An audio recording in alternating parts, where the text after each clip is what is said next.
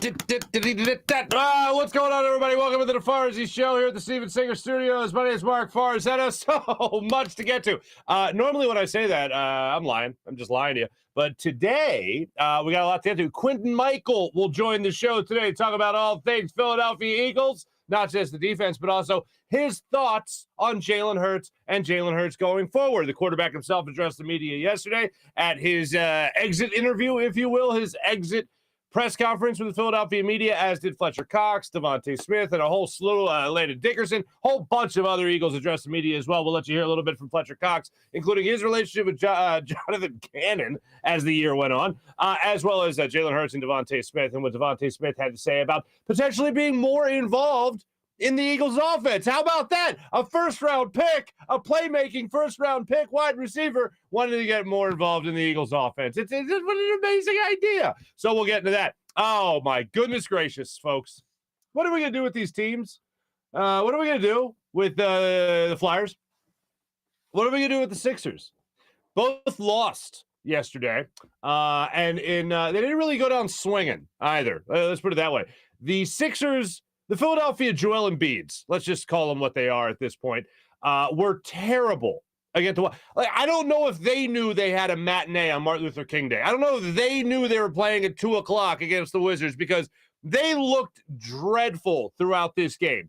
And when I say the Philadelphia Joel Embiids, by the way, here's what I'm referring to. Joel Embiid had 32 points yesterday. Tyrese Maxey had 18 points. And then nobody else finished in double figures in scoring. That's how great the Sixers were yesterday. One of the things, it's funny, my dad would always, when we would go to like Flyers games in the afternoon, my dad would be like, oh, I don't want to go to the afternoon game because the Flyers come out and they're lethargic. And that is in my head whenever I watch a team that doesn't usually play in the afternoon, like the Sixers played in the afternoon, and they look lethargic in this game. Doc Rivers said after the game that this team was coming off one of their best games in terms of ball movement. And then they just hit a brick wall going up against this Wizards team. And I think most people, when they were watching this game yesterday, if they got the chance to sit at home, relax, enjoy the holiday, watch the Sixers game, when Kuzma dunked on Embiid in the second quarter, I think you kind of knew at that point, if you didn't already, because the Wizards controlled every ounce of this game. Sixers would make a couple of runs here and there, and then the Wizards would be like, that's adorable, hit a couple of threes, dunk on Embiid, and then they'd trot down the other end of the court like there was no big deal. It was just a bad 76ers game yesterday. But I think you really knew that it wasn't going to be their game when Kuzma dunked on Embiid. Embiid at 32, like I said. And then of all the games that you can look at with Tobias Harris struggling in this particular game, in this particular sport that he plays, he gets paid so much money for, I have been, I don't want to say so much as a Tobias Harris supporter, apologist even, maybe some might say. But yesterday was dreadful. And if he's got a shoulder injury, if he's still feeling the effects of COVID, like he said a couple of weeks ago, why is he playing? Like, I know there's a certain thing to be said for a guy that just wants to go out there and do whatever he can for his team to win. Matisse Thybulle is going to be missing a couple of some time with his injury. So now I know you're already short man. I don't give a damn if the Sixers are short man or struggling right now, if it means you could get a better version of Tobias Harris later. And I have been banging this drum for a month now. If he's not 100%, Tobias Harris, whether it's the shoulder, whether it's COVID, whatever it might be, sit out. Like, I'm not saying, oh, got to bench a max contract player. I'm not saying that. I'm saying he shouldn't be playing. Like, he should be in street clothes, sitting on the bench. Relax. Stay at the hotel. Stay in Philadelphia. Don't even travel with the team. Just relax. Take a load off. Let him get 40-point games for all I care. You know, just I don't need you playing if you're not anything close to 100%. And he doesn't look like he's anybody close to 100%. 7 points yesterday for Tobias Harris. And on all the other days that you can say, oh, well, he's doing other things to help the team. 1 assist, 1 rebound, I believe is what he had last night. Yesterday afternoon, I should say. I think you're good on that. And Seth Curry is one of this team's best scorers. There is no way in hell he should go from shooting and making the first basket of the game for the Sixers, and then I don't think he attempted a three until the fourth quarter again. Like, what are we doing here, folks? And one of the things that really irked me about yesterday's Sixers game was Doc Rivers has now said twice in a little less than 2 weeks that the other team wanted it a lot more than they did. He said that about the Charlotte Hornets. He said it again yesterday about the Washington Wizards, that their team looked like they really wanted it, and the Sixers just looked like, hey, we're in D.C. This is fun. Let's go on a little mini field trip and enjoy some of the sights of D.C.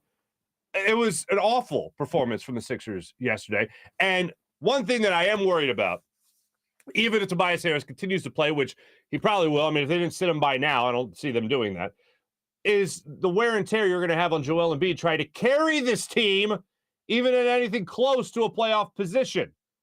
So we'll continue to examine it. We'll continue to follow it. Sixers got the Orlando Magic coming up tomorrow. Hopefully they get a bounce-back win against the Magic, and we'll see what they do against them. They're one of the worst teams in the NBA, the Orlando Magic. So hopefully the Sixers don't play down to their opponent. Now, the Kyle Kuzma dunking on Embiid was heard a reference like several times. That happened in the Flyers game as well. For those that didn't watch the Flyers game last night against the Islanders, they lost last night again. 8 in a row now for the Flyers that they've dropped. They lost 4-1.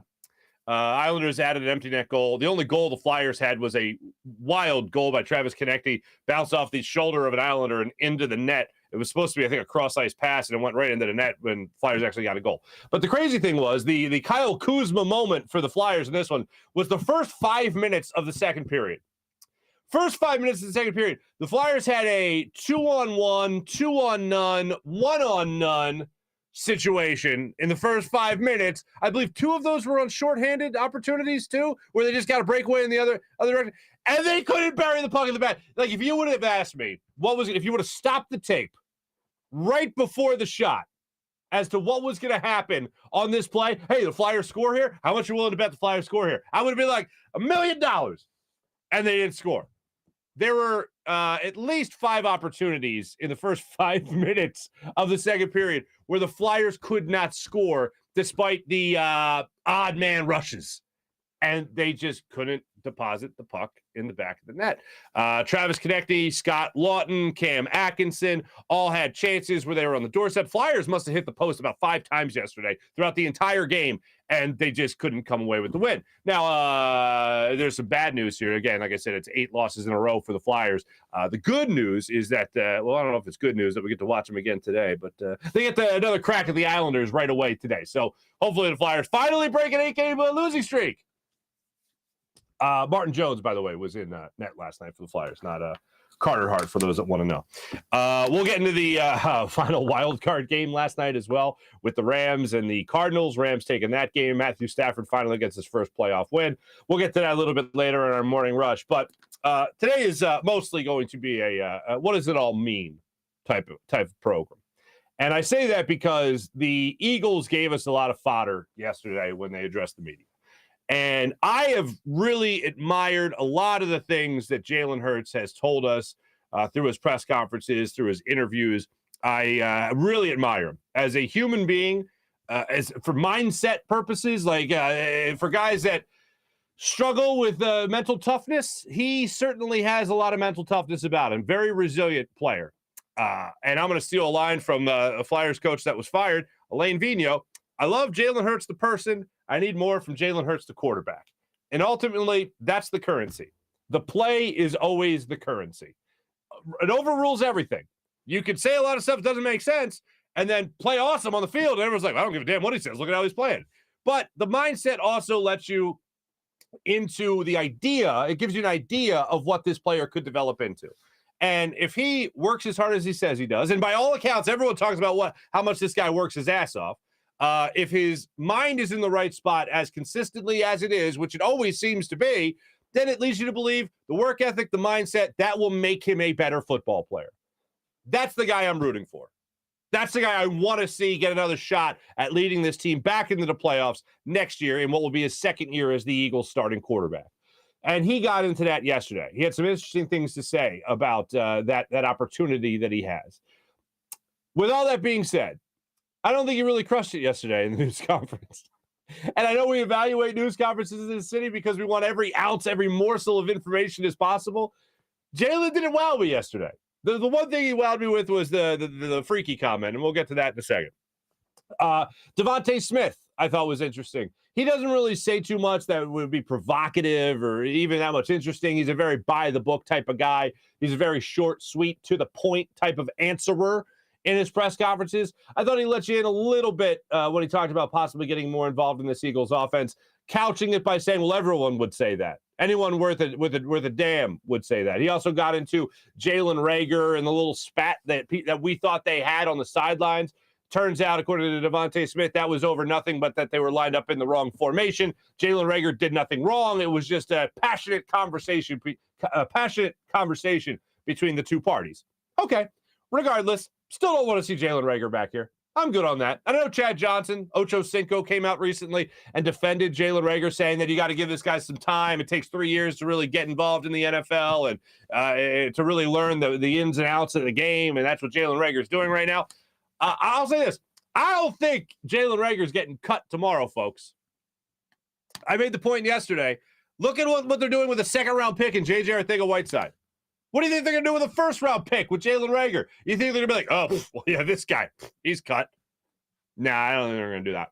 I don't think that's the way they're going to go about it. I'll say this again. I don't ever want to see him on punt return again. And look, I hate to break this news. I'm not a professional athlete. But if you've ever tried to catch a punt, it's rather difficult. If you've ever tried to catch a punt in the wind, it's very difficult. But he's a professional. He should be able to track a ball a little bit. And not be able to do that on 3 different occasions in one game, one playoff game. I don't give a damn how windy it was. If it's that windy, get the hell away from the football. Anyway. I want to at least here's what I think is logical and reasonable and quite frankly should happen. He's cut from returning punts. That's what he's cut as a returner. As a receiver, hopefully you can still squeeze something out of this guy, but I don't see much of that happening either. And the other thing I don't get with Nick Sirianni is you saw it work in terms of him running the football a little bit earlier in the season, especially in that one game against the Lions. Again, against the Lions. But schematically, those plays can work against other teams, and we didn't see those. They were dead. They're gone. They never happened again. But we'll let you hear what these guys had to say in yesterday's news conferences as they close things down at the NovaCare complex. I think we'll hear from Nick Sirianni later today, and hopefully he'll shed some light on what this team wants to do going forward. One of the interesting things that I thought came out of yesterday's news conferences was Dave Zangaro. Dave Zangaro and Mikell, both friends of the show here at the Farzy Show, came right out of the gate with a couple of questions. And I give Dave Zangaro a lot of credit for this because he knows what everyone's talking about. He knows what we're going to be talking about until the NFL draft in April, first round of the draft at the end of April again. The Eagles have 3 first-round picks, as we all know, going into the draft. Right now, at the end of the season, that's where they're at. So he cuts to the chase right away, and he asks Jalen Hurts, what about this season makes him think that he has done enough? He asks him if he thinks he has done enough to at least earn the starter's role going forward with this organization. I think I've done a lot of great things this year, a lot of things to learn from personally. I think the most important thing for me when you ask that question is the relationships that I've built with my teammates, the time that we put in the work, getting this far in the season and overcoming the different things we've overcome this year, and being with my coaches, building relationships with them, and building something special in the future. So I think there's a lot of value in everything that's happening this year, and it'll do us a good deed coming up next year. I am not going to say that building those relationships doesn't matter. It certainly matters. However, I did not love that answer. And I have loved a lot of the answers Jalen Hurts has given us throughout this season. But have you done enough to be the starting quarterback of the Philadelphia Eagles going forward? Dave Zangaro, NBC Sports Philly. Great question. What everyone wants to know. Do you think you've done enough? If you would have asked me, how do you think Jalen Hurts would respond to that question before I heard his answer, I would have never landed on what he said. I would have landed on no. Have you done enough? In your own point of view, have you done enough to be the Eagles starting quarterback. I would have swore Jalen Hurts would have said something along the lines of, well, we didn't win the Super Bowl, so no. We didn't win a playoff game, so no. Our offense stalled in the first half of football games, my last 5 starts, including the playoffs of the season. That's not good enough. There was a regression there. Now, one of the reasons he said there was a regression was his ankle injury. We'll get to that in a second. But another friend of the show, Mikell, came right back with another great question. I thought this was the perfect way to phrase it. Because if you ask somebody, hey, what do you think Howie Roseman thinks of you? What do you think Jeffrey Lurie thinks of you? What do you think Nick Sirianni thinks of you? Any logical thinking person, which I think Jalen Hurts is going to say, I don't know, go ask them. But Mikell asked this question in a perfect way, formed it in this manner. He said, how do you see yourself fitting in with the brain trust that is Jeffrey Lurie, Howie Roseman, and Nick Sirianni? And here's the way Jalen Hurts answered that question about how he's viewed amongst his front office. I think for us, a group of people, Mr. Lurie, Howie, Coach Sirianni, myself, the youth we have on this football team, I know there's a certain type of desire and fire in their eyes of disappointment, but also of motivation, and the desire to put the work in, do the things we need to do to be a better team next year. And when we're all on the same page, we'll be back, and that's the mentality. We've kind of gotten our feet wet, and it's a situation where we're gonna learn from it. And I know for me, I pride myself on learning from my mistakes. Pride myself on finding anything and everything that can be teachable in every moment, and taking that and growing from it. And I think as a leader of this team, I think being who I am, that has to be contagious. It has to be contagious, truly. So, I said it yesterday. My second year as a starter, it started today. I love how he closed that. He's already in the mindset of he's the starter next year, and that's the way he's got to operate going forward. Love that. As far as how he fits in with Howie Roseman and Jeffrey Lurie, I don't look at Jeffrey Lurie and Howie Roseman and go, man, look at the fire in those guys. I look at the fire in those guys' eyes, man. I'll tell you, the fire they got. I don't really see that. And if they're telling Jalen Hurts, hey, we're going to see how the offseason plays out. We got a lot of things to consider. Overall, we got to consider how good this team could be next year. We got to put this team in the best possible position to have success and all that. I think Jalen Hurts knows that they're skeptical. And I don't know how you walk off the field the way you did against Tampa Bay, even though no one expected you to win, and go through a lot of the same struggles that you closed the regular season with. And I've made the point before, and we'll get into this when Quinton Michael joins the show coming up in a minute. I made the point before about how you can't end the season on down notes. Like, I know that they won a bunch of games down the stretch, but the offense in particular can't afford to go into the playoffs sputtering out of the gate like they were in the final 4 games of the season with Jalen Hurts. They needed something to try to correct those mistakes. And instead, they chose not to play their quarterback. They had him sit out. So what did you see in this Tampa Bay game? You saw, again, an offense sputter out of the gate.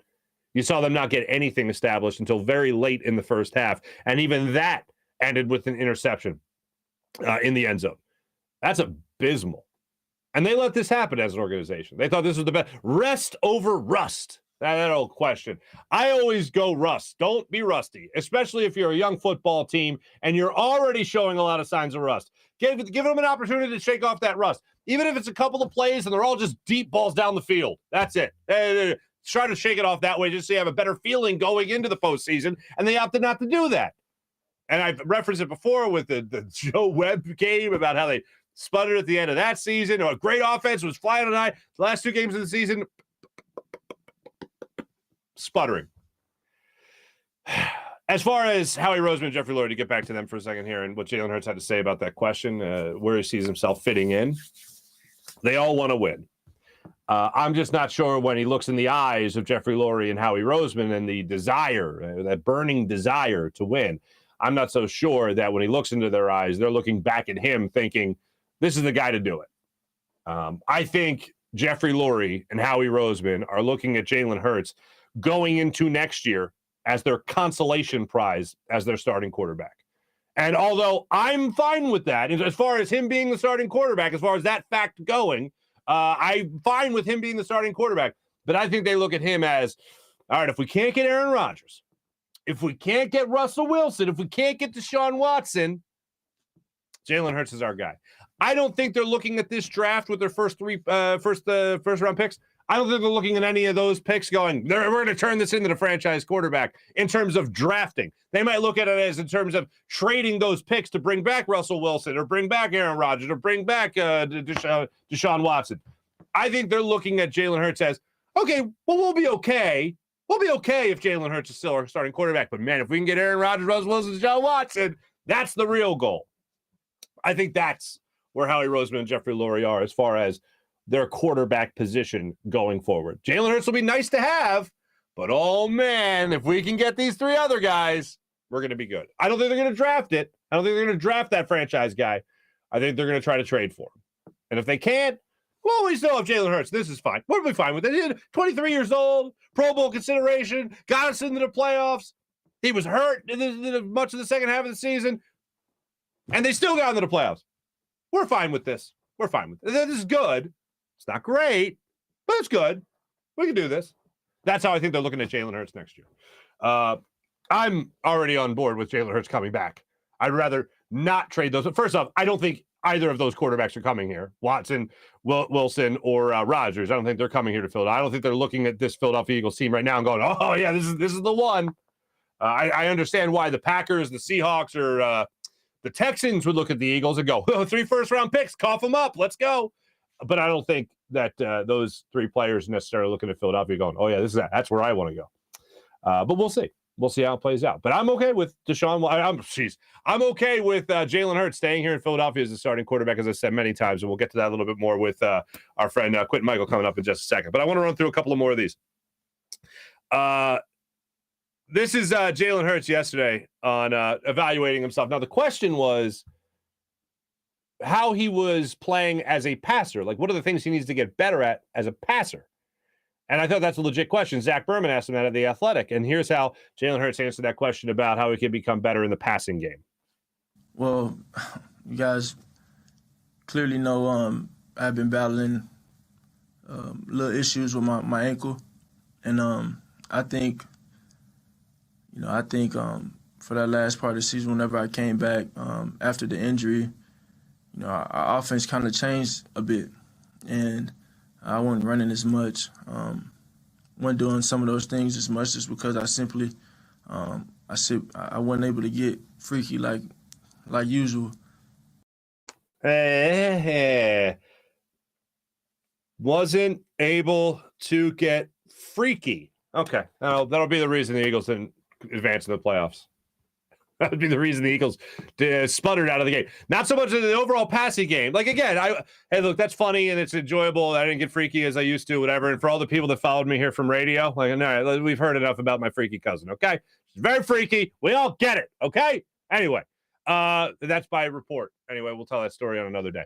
But when it comes to Jalen Hurts saying he couldn't get as freaky as he used to because he was limited in everything, shouldn't that have made you a better passer?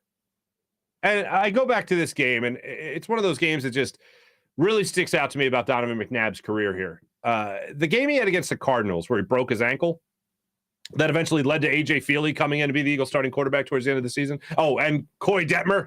My man Coy Detmer. Donovan had one of his best throwing games on a broken ankle because he was forced to stay in the pocket, survey the field, read the defense, and deliver the football. The idea of escaping wasn't there. It was taken away from him. I thought that maybe in some weird way this would help Jalen Hurts, and it certainly did not. I mean, the one game against Washington, the first game against Washington, he had 3 legit incompletions? There was 3 other drops in that game. He was 26 of 20? It was a really good game throwing the football. A couple of missed throws by him, a couple of drops by his receivers. But I felt like he was, this might help him the fact that he's not 100% because he's got to sit in the backfield. He's got to survey the field. He's got to know what the defense is giving him. And then he's got to take what the defense gives him. And he's got to be accurate. I saw that in one game. I certainly didn't see it against Tampa Bay. Nobody did. And you can make the excuse, 23-year-old quarterback, first start in the NFL playoffs, going up against Todd Bowles as a defensive coordinator. That's a tall order. That's a tough ask for any young guy. Look at Kyler Murray last night in the playoffs for the first time. What was the line? I don't know if Booger McFarland actually said it or not, but somebody was tweeting it, and it was just like, what in the Carson Wentz was that? And if you didn't see it, we'll get a little bit more into it in the Morning Rush segment. But young quarterbacks can struggle. Joe Burrow, opposite of that. Joe Burrow played very well. The opposite of that. And Patrick Mahomes, young quarterback, he's pretty good. But those are some pretty damn good quarterbacks. And I think Jalen Hurts can certainly improve upon what we saw. I think his career will dictate that he's a better quarterback than what we saw against Tampa Bay in the first round of the playoffs on Sunday. But I don't know if he'll ever get to the level of a Joe Burrow. I don't think he'll ever get to the level of a Patrick Mahomes and all that. That might be unfair criticism, but those guys start out just a little bit different than Jalen Hurts, despite being young quarterbacks. We'll get Quinton Michael's take on that in just a second, but I do want to give you this. A lot of the conversation from Fletcher Cox this season had been about his, how do you put this, not really enjoying playing in Jonathan Gannon's system. And after the Raiders game, he came out and said, I don't get paid to stop the run. I get paid to sack the quarterback. That's what he gets paid to do and all that stuff. Well, you're paid a lot of money. I think that encompasses a lot of things you're supposed to do defensively. He said he wasn't going to talk to the defensive coordinator. He wasn't going to talk to him. That's not his job. Apparently, they had a lot of conversations. And wouldn't you know it, it seems like Fletcher Cox, although not being a Pro Bowler this year in JG's system, seems like he's eager to come back this year, next year. Here is Fletcher Cox on playing with Jonathan Gannon. Doing that, having conversations with, JG and, basically, we all know that what happened early in the season with me and, my outburst in the media. But the biggest thing is, I went and talked to JG, and I think that's the only way. You two men can handle situations. You go talk to each other and you figure it out. And I think we both figured it out. We both put the defense in the best positions to win. I think it allowed the way we kind of moved some things around. It allowed the good players to get a lot of one-on-ones and just be disruptive. And it was really fun playing it. Conspiracy theory. Fletcher Cox is just saying this to increase the odds of Jonathan Gannon's opportunity of being a head coach somewhere else. One of the he was almost happy to let me tell you how great Jonathan Gannon was. 2 men, we talked about it. Everything's great. And I'm like, is he trying to sell Jonathan Gannon to the Broncos, the Vikings, or the Texans, the 3 teams that want to interview him as their head coach? Is that what Fletcher Cox is doing? It's possible. Wouldn't put it past him. But in all seriousness, I think that is legit. I think 2 men sat down in a room, had a conversation, worked some things out, and the rest is history. The defense did play a lot better in the second half. Yes, the opponents were worse, but overall, guys looked like they were on their assignments more. Guys looked like they were taking advantage of opportunities to try to get into the backfield. The simple numbers of it, Jonathan Gannon's defense did get more aggressive in terms of blitzes, but again, that's an uptick from nothing. You went from nothing, never going after the quarterback, to kind of going after the quarterback. So any bit of improvement there is still nonetheless improvement. Last thing here, Devontae Smith asked about getting more involved in the Eagles offense. I thought this was a very politically correct answer from the Eagles rookie wide receiver.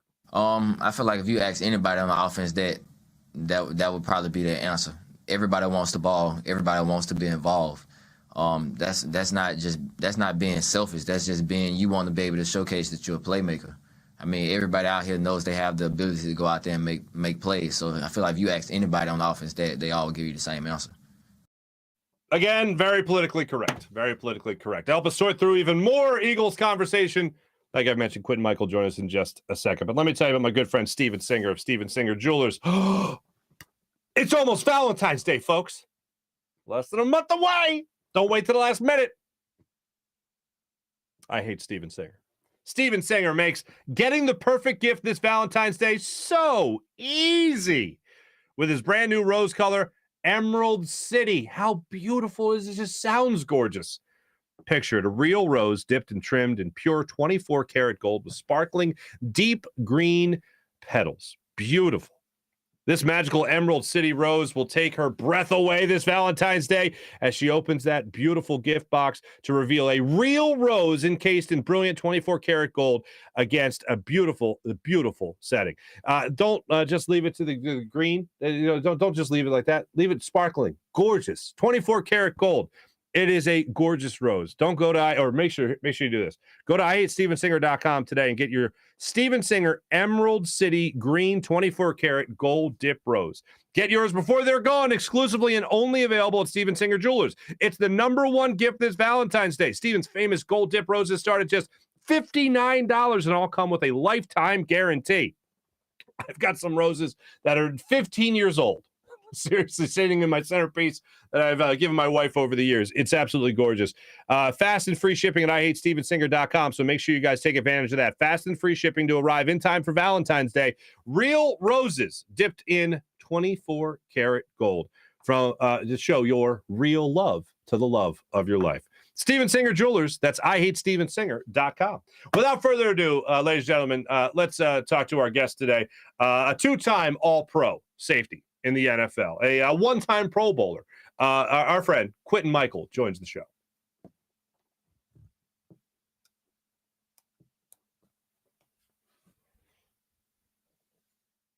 Joining us right now on the Rothman Orthopaedics guest line, our good friend from Q&A podcast as part of the Inside the Birds Empire, Quinton Michael joins us. What's going on there, Q? Hey, what's up, man? Glad to be on the show. Great to have you back. Really appreciate it. You turned a lot of heads the last time you were on, about a month and a half ago, so I appreciate you jumping on now at the end of the season. Just now, I know you discussed it a lot with your partner in crime, Jason Avant, Q&A show. People need to check out that podcast whenever they can. But you guys jumped into this a lot throughout the season, a lot about the Eagles defense, obviously, and a lot about the Eagles offense. Most notably, the first thing I want to ask you about is just this team as a whole.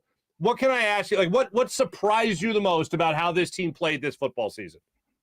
I think the biggest surprise was actually that they made it to the playoffs. I think early on, especially after the midpoint after the second game to about the 6th, 7th game, it wasn't looking good at all. It was pretty bad. So the fact that they were able to string some wins together, kind of figure out what they do well, and then make it into the playoffs, to me was the total success for the entire team. Mm-hmm. I know people will look at it and say it's a young team, just get them the experience no matter what. How beneficial is that experience to a young team?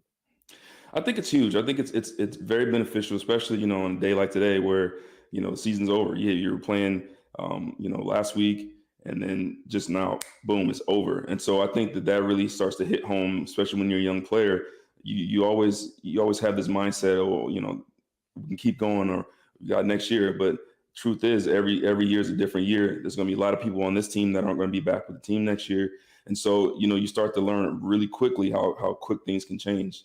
Mm-hmm. I want to ask you about the defensive coordinator, Jonathan Gannon, already getting a lot of interest. Now 3 job interviews. He's supposed to go on to be the head coach of maybe the Texans, maybe the Vikings, and then maybe the Denver Broncos. Is this a surprise to you that Jonathan Gannon's getting this much attention already as a head coach after 1 year as a DC? It's a little bit surprising, but every NFL team right now, they're trying to find the next Sean McVay. They're trying to find the next young creative mind. And barring what happened this season, I personally don't think his resume is there yet. After seeing after all the criticism he's taken for his play calling, for me personally, it just wasn't my cup of tea. So I think it's normal. I think it's kind of what the league is right now. Everybody's trying to find the next quarterback, the next Kyler Murray or whoever. And so, these owners are taking a chance on a guy that may or may not be ready yet. Mm-hmm. When you and I last talked about Jonathan Gannon, one of the things you talked about was how after the Chargers game, which is when we last spoke, he blitzed more than he ever had the entire season to that point. He blitzed Justin Herbert more than he had any quarterback throughout the season. And then he blitzed a little bit more. But when you and I talked about it, you said, they're kind of blitzes because they're either rushing 4 or 5, but that's not really a blitz to me. When you play for a guy like Jim Johnson, it's not really a blitz to you. What did you make of how he did the second half of the season as defensive coordinator? I think as a whole, I think he did get better. I still think I think I'm really frustrated with last night's game. I think he kind of regressed, and I think especially in that first quarter, it felt like he was afraid to get after Brady a little bit. And you can't go against a guy like Brady and spot him 17 points, which they did, and playing soft earlier in the game. They kind of picked it up towards the end. He started changing up the coverages. The front four started to get there.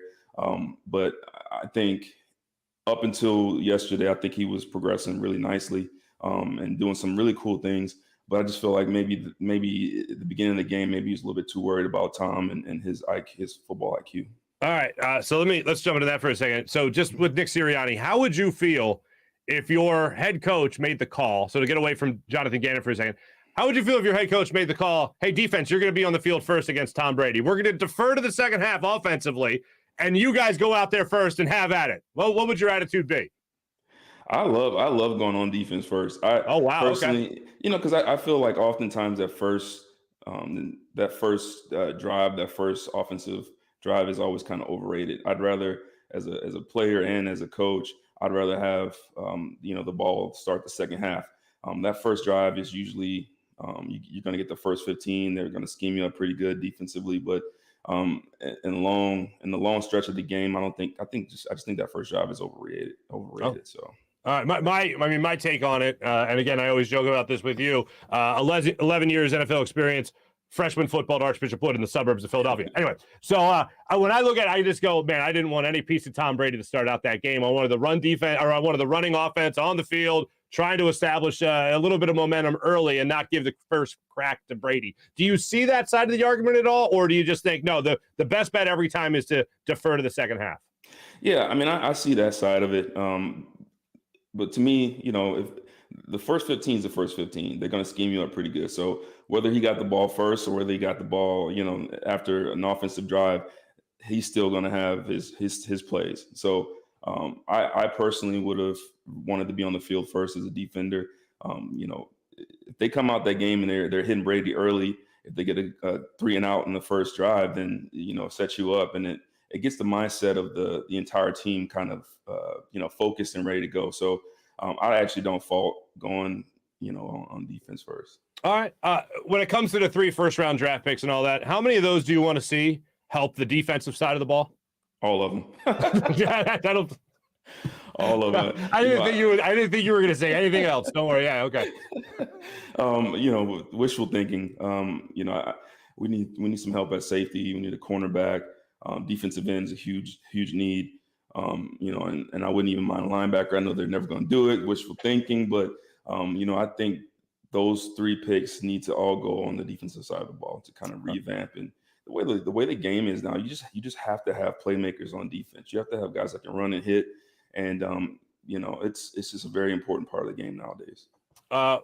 Speaking of those picks, a lot of people are asking whether or not the Eagles should use those 3 picks, a couple of those first round picks there, to trade for a quarterback, whether that be Aaron Rodgers, Russell Wilson, Deshaun Watson down the line, whether they need to draft a quarterback in the first round. Where are you right now on the status of Jalen Hurts as the Eagles quarterback? Is he the quarterback of the future as a franchise guy? Is he the guy going into next year? Or are you already looking for somebody else to be the Eagles signal caller? Yeah, I have a feeling that that he may not be the starting quarterback next year. I think he's on track. I think he's showing some good things. Now, I think yesterday he kind of digressed again. I actually think that the Eagles not playing their starters against Dallas really kind of hurt this team. I think if they would have went back, do it all over again, they would have had those starters in for the first quarter just to kind of keep them from getting rusty. I felt like the team came out yesterday, especially on offense, really rusty.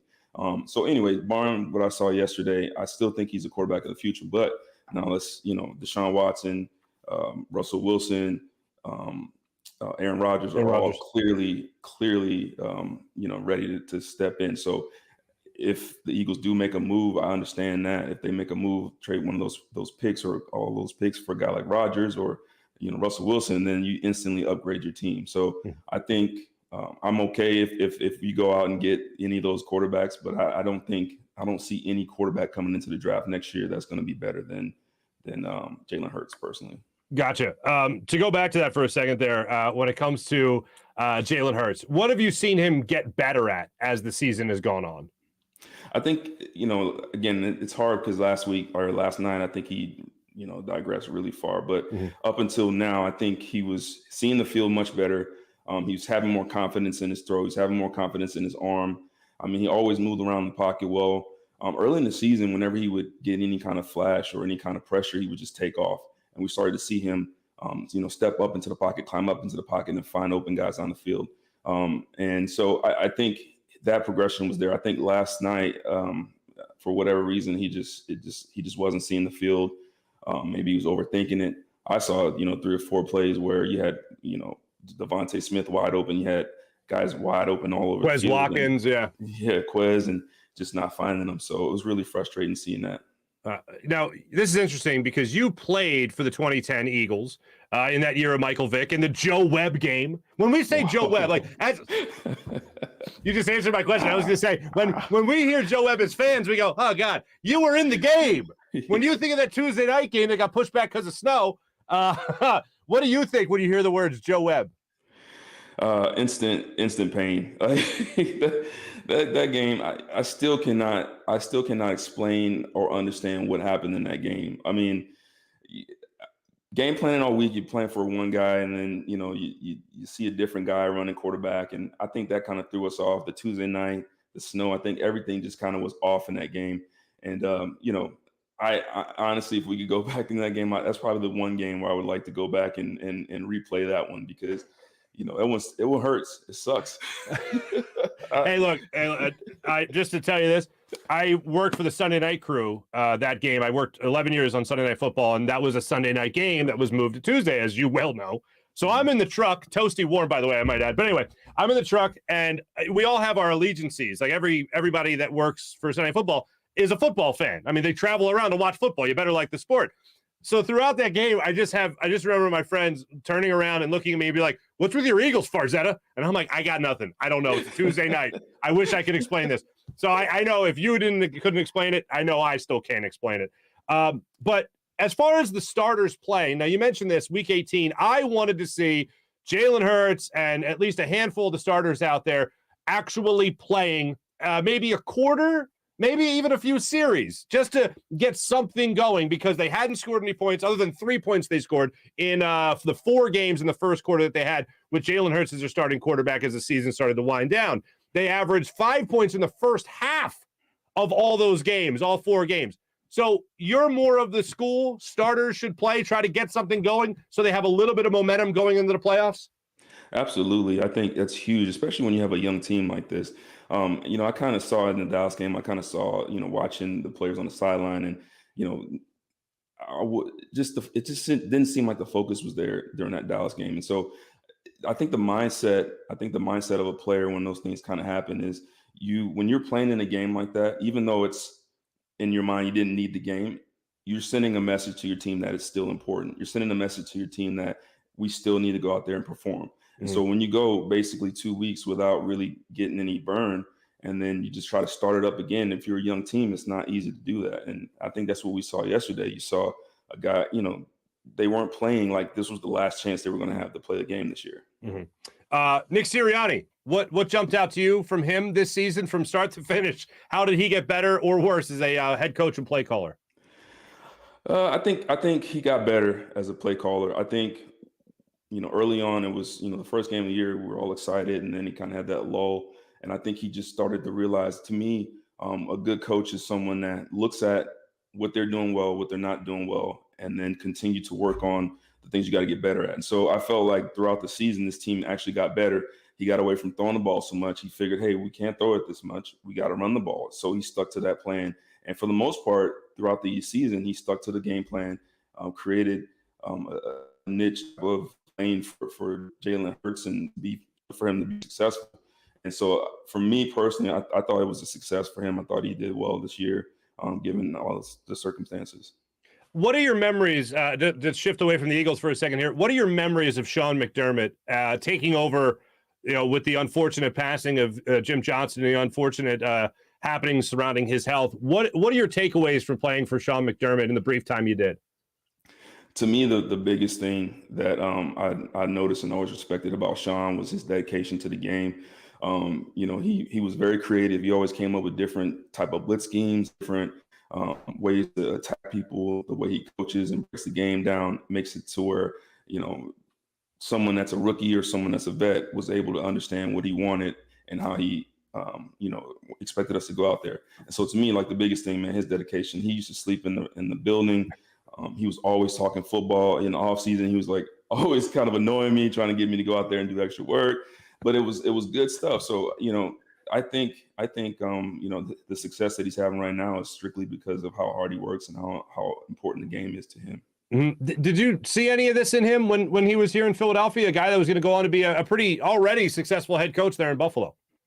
Oh yeah, absolutely. I mean, I have a really close history with him. I mean, he was the first coach that I talked to, during the draft process. I didn't get drafted, but towards the end of the draft, they'll start to call and get free agents to come in. So Sean was the first person I talked to, and just going from kind of being under his wing as a rookie, and then the way he helped me develop and learn the game and stuff that I still teach some of my players that when I was coaching, I still teach those to this day. So. I knew early on that he had what it takes to become a head coach. He's fiery, he's aggressive, he's smart. He has all the stuff that you need to really become a successful coach. Do you see stuff in Buffalo that he does that you guys did here in Philly or had seen him do throughout his career? Oh, yeah, absolutely. I watch the blitz schemes and I watch the defensive schemes, and I see a lot of that. But I think one of the coolest things that I've seen from him, especially this year, is seeing how aggressive he is going forward on fourth down. I know that's a huge thing right now in the league, but that's something that he's always, had the mindset to do. And even little, like he'd always just think about little different things. Like I remember one time we were talking about, hey, if it comes down to the end of the game, what would you do? Would you play coverage or would you just go after him? And, he broke it down and he's like, in certain situations, I would do an all-out blitz to get the ball out of the quarterback's hands and make a tackle. And that back then I was like, I don't know if I would do that, but it started to make sense. I mean, you just little things like that. I mean, he's always showed those things to me. So awesome. Well, it's fine. I get it. He's done a hell of a job in Buffalo, and I'll be honest with you, not revisionist history, but when they were talking to Doug Peterson, talking to some other coaches, I was like, Sean McDermott, a defensive-minded head coach. Let's see it happen. And obviously they decided not to go that direction. Quinton Michael, make sure you guys check out all this stuff with Inside the Birds, all the stuff they do on the Inside the Birds empire, as Jeff Mosher likes to refer to it. the Q&A show with Quinton Michael and Jason Devine. You want to hear a two-time second-team All-Pro? You want to hear an All-Pro, Quinton Michael? Listen to that podcast and have yourself a good time. Q, great catching up as per usual, my friend. Thanks so much for all the knowledge you have bestowed upon us throughout the NFL season. Thank you. No problem, man. Thanks for having me. Absolutely. The great Quinton Michael joining us on the Rothman Orthopaedics guest line. I'm not lying. I'm not lying to you. Now, it worked out. I mean, they won a Super Bowl, so it's hard to kind of top that. But I really like the idea of Sean McDermott getting hired here in Philadelphia as their head coach. And if you remember, I mean, how do you replace a legend?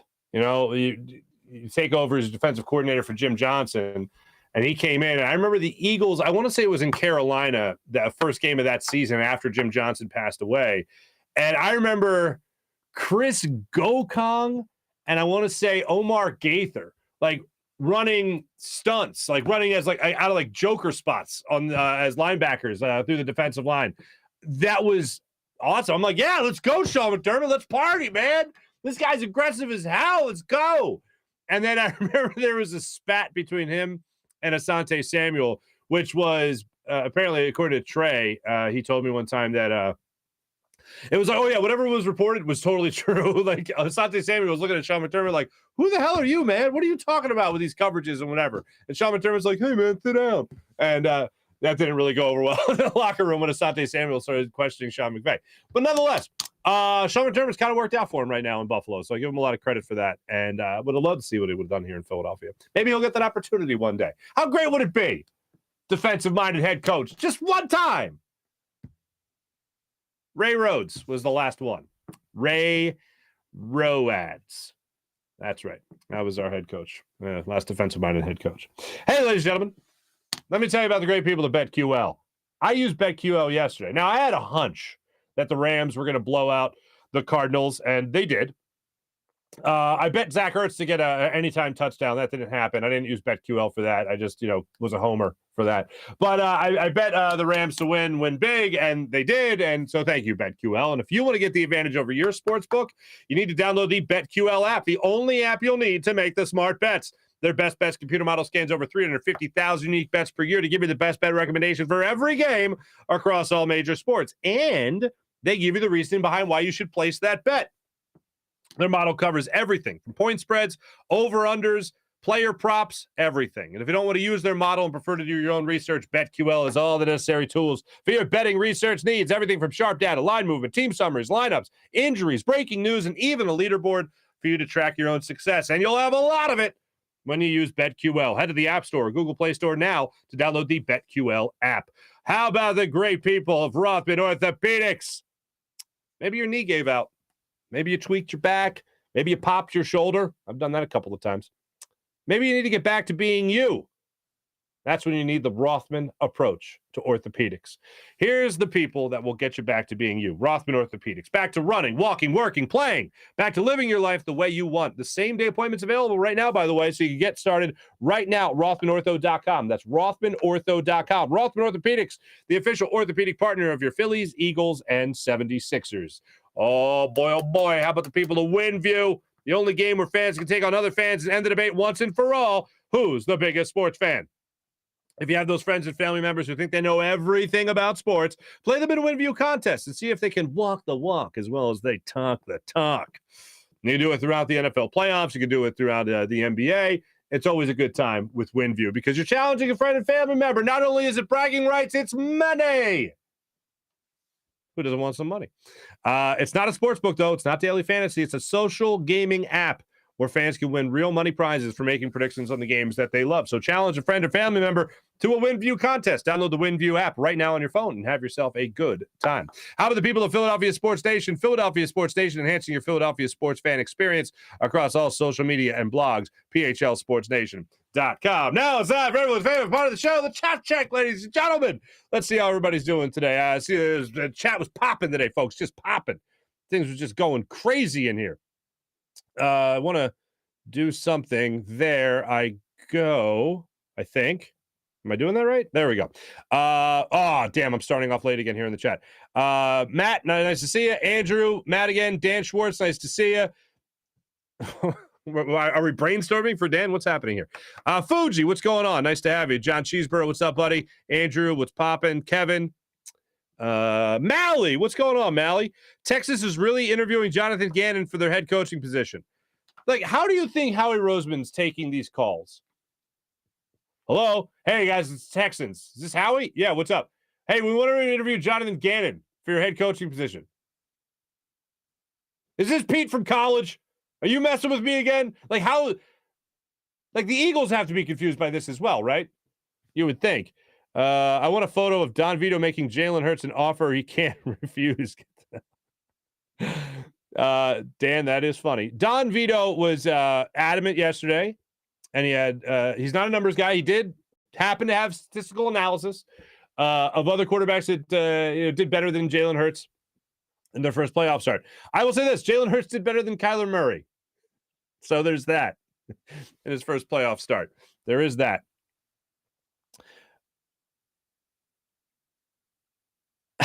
Andrew, hot take. I don't think Farzy hydrates enough.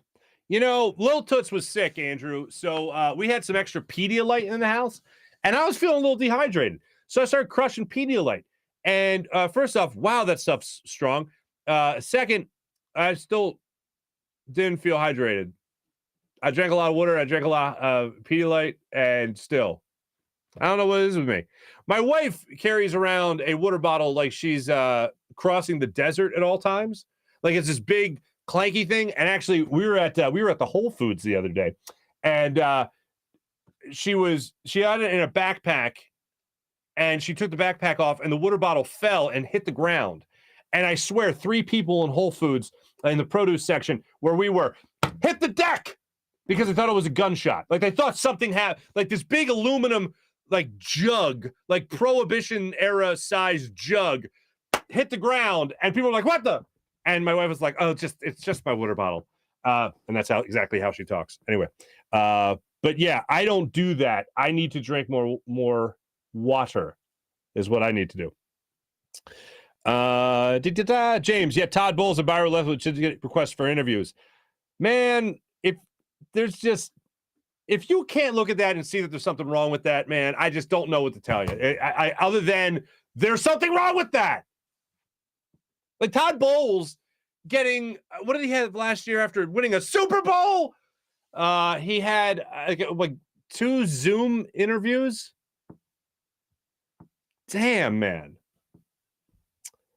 Oh, but he didn't do anything with the Jets. Nobody does anything with the Jets. Anyway. What are we talking about cheese curls for? Cheese curls? I enjoy cheese curls. Sean, good morning. Mally, hello again. Sean, I hope Gannon gets the Texas job. I just hope he gets any other job. You know what I'd love to see, and this is a heart of hearts thing. Like Connor Barwin's still with the organization in the front office. Can he get a job as a coach? I'm not saying, make him the defensive coordinator, but like, can you make him your linebackers coach, or can you have him like be a little bit more hands-on? He does that already with a lot of these guys. Can he do that? Oh, here's the official wish. Not that I want Brandon Graham to retire, but boom, Brandon Graham right there coaching. Now, he won't do that. He'll get a job in broadcasting. He told us on this show months ago. So we'll see if that happens. Mally, my guy, says John, James, my apologies already, but this fury and anger has to get out. Not sure if I'm in the place for isms. We'll see. I got you, John. Oh, wait, hold on. John, I'm seeing a second, so that means there's a first. I'm going to try to get you a first here. Do not. John, first off, I love that you called it a foul mood. I'm in a foul mood today, folks. We're all in a foul mood. Flyers, Sixers, and then they've still got the Eagles that have bad taste in our mouths. I saw Dan Schwartz at one point reference the Wings. I might do another Wings game in the not too distant future. Who knows? They've hit me up once or twice to come back to fill in as an announcer, and just hasn't worked out. Basically, because my wife is due to have a baby at any second, so I'm not really leaving the house much these days. John, you do have rage in you today, my friend. Mopar, where's Mopar at? Did I miss Mopar? Oh, damn, that's a great one. See Brian Flores here? Yes, please. Thank you. Make that happen as soon as humanly possible. That would really turn a lot of heads in Philadelphia.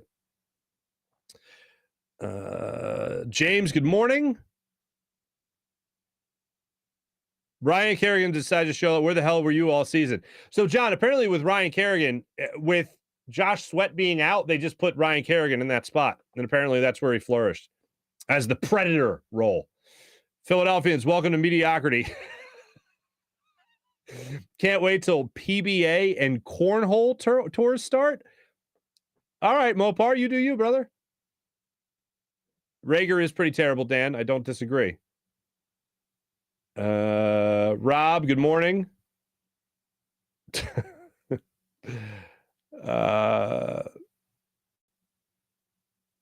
Maddox is great, and I think he plays the slot role great, James. I agree with you there. They switched coverage on him a couple of different times in that game. I think Cody's pointing that out. I agree. That's what happened in that particular game. Rob, Antonio Brown served better for Tampa Bay than Rager did for the Eagles. That is a phenomenal point. Mally, hello again. Matt, what's popping? Random Anton, what's happening? Howie about to push all his chips into the center of the table. I don't disagree. I think that's going to happen. Evan, good morning. What's happening? Eli was rocking the death row chain with the Gap starter kit on. Mally, he was last night. That was funny. The Manning cast is great. I do enjoy that. That was one of the worst game plans on both sides of the ball I'd ever seen. Sirianni literally reverted back to what made them a 1-5, or what made them a questionable team weeks 1 through 5. John, I don't disagree.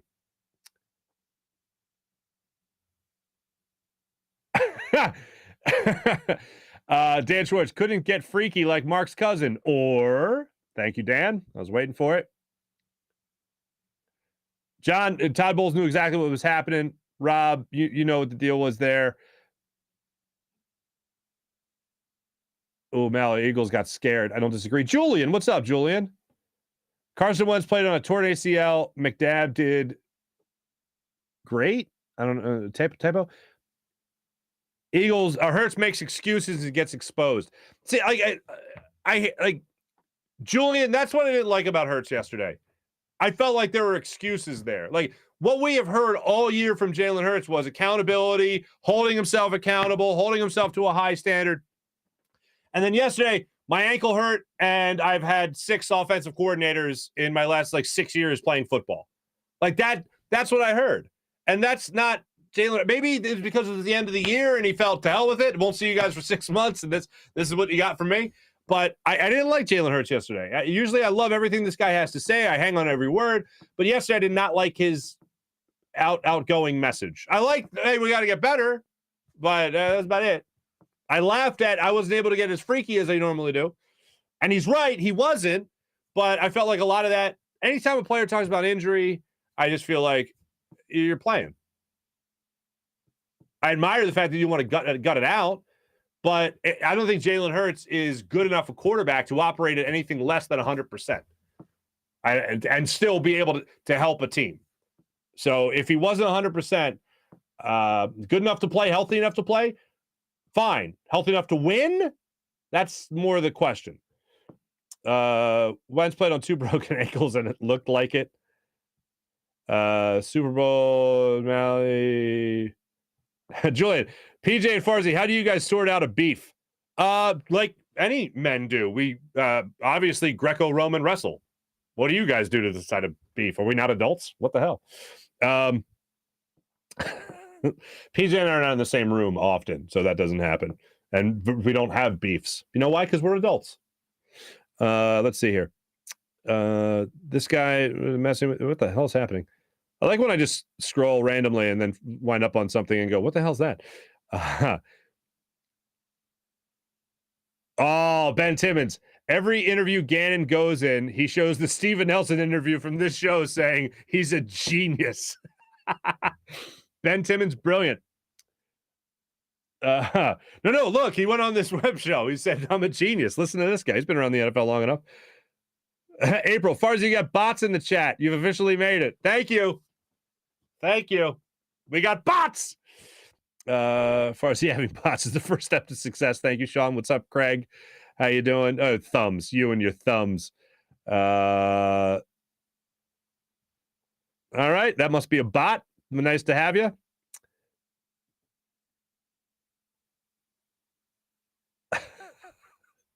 Benny, are you just randomly shouting out Mike Sealski's book, The Rise, Kobe Bryant, and the Pursuit of Immortality?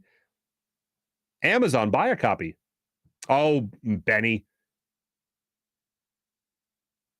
I will say this about the Don Vito stuff yesterday. I thought it was all respectful. They just disagreed on a point. That's all. What the hell? Yeah, John Cheesebro, Chris Gokong, you're welcome. I knew I was going to turn some heads with that reference.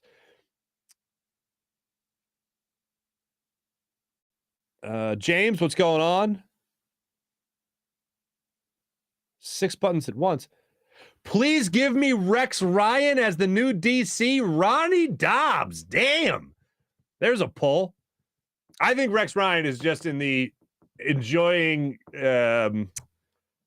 broadcasting. Like, to me, I think you got to be bonkers, man. If you're not going to get, like, you've already made a lot of money if you've been a head coach. You got a great TV gig. Why not just ride that the hell out? Like Jonathan, like Gruden, for instance, horrible example with the way it ended. But Gruden was like 110 million. Okay, I'll go back to coaching. Like, you got me. I remember, Ben, I didn't read your whole comment. Benny, I didn't? What I miss here? Wait, what about how tall Benny? PJ and Farzy wrestling. Isn't PJ like 6'10"? Farzy 5'7"? Not a fair battle. I don't know what's more shocking, PJ 6'10" or Farzy is 5'7". First off, Farzy isn't 5'7", people. And PJ is not 6'10". I've told you 1,000 times. PJ is 7'9". Okay? He's a mutant. All right? He's ginormous. And every time I do see him in person, I go, damn it, I forgot how tall you are. But anyway, No, he's like, what are you, like 6'4", 6'5"? Well, how tall are you? 6'6"? Sweet Jesus, you mutant. Anyway, yeah, he's 6'6", and I'm 5'11" and a half. One doctor told me I was 6 foot, so I'll just ride that. We'll go with that. Google says wait, hold on a second. Google says Farzy is 5'6". You hold on a damn minute, you scallywag. All right, that's Yahoo. Why do I have a Yahoo search engine? What the hell? What? Slumming it? All right, here we go. How tall is Marc Farzetta? Oh, turn my keyboard on. Scoozy. Just you guys talk amongst yourselves for a second here. Here. How tall is Marc Farzetta? There is no reference to my height. There's stuff on here about my wedding? The hell? All right. Well, so what? Yeah, 5'11" and a half for the record. Same height as Frank Sinatra. Anyway.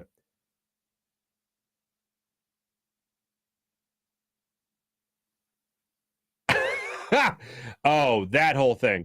Because it's a good book. Not that I've read it. Yes, he said that right now is a 1-star review. It just came out. There you go, Benny. Called him a mutant. Anyway, congrats, 1 year Twitter Farzy show. What? February 1st, I thought was our 1 year anniversary. We're coming up. Appreciate it. April, yes. The due date for my wife and I. You Googled me with hair now? All right, there you go, Sean. No, my due date is January 26th. So, yeah, we're 8 days away from the due date with my second kid. So, yeah, at any moment, I'll be doing the show from a hospital. Tell my wife, babe, I'm doing a show. All right, come on. Anyway. Yeah. Because I'm 56 years old. There you go.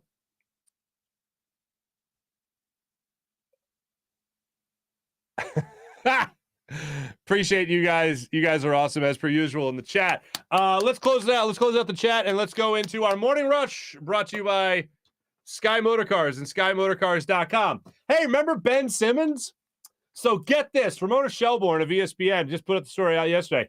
So Ben Simmons, guys, brace yourself. Breaking Ben Simmons news. Ben Simmons is willing to sit out the entire year per sources from Ramona Shelbourne saying that Ben Simmons is willing to sit out the entire year if it means he never plays for the Sixers again. Could have fooled me. What did Woj tell us? He laughed at the idea of there being any movement in trading Ben Simmons. Both sides now very much dug in, and I now expect Ben Simmons to be a Sixer for the remainder of the year. Sixers property, that is, and will not be traded until the NBA draft at the earliest. So, you know, this is fun. We're all having fun. We're all having fun here. Thanks for watching. Thanks for listening. My thanks to Quinton Michael joining the show. My thanks to PJ, 6'6" PJ. This is a Buzz Sports Entertainment production. Oh, and guys, I failed to mention this yesterday. I have to remind you, we're on TikTok. Yeah, that's right. We're on TikTok. So enjoy us on TikTok at Farzy Show on TikTok. So make sure you guys give us a follow. Thanks for watching. Thanks for listening. Good times as always. Be back with you guys tomorrow right here on the Farzy Show from the Steven Singer Studios. Have a great rest of your day, everybody. Take it easy.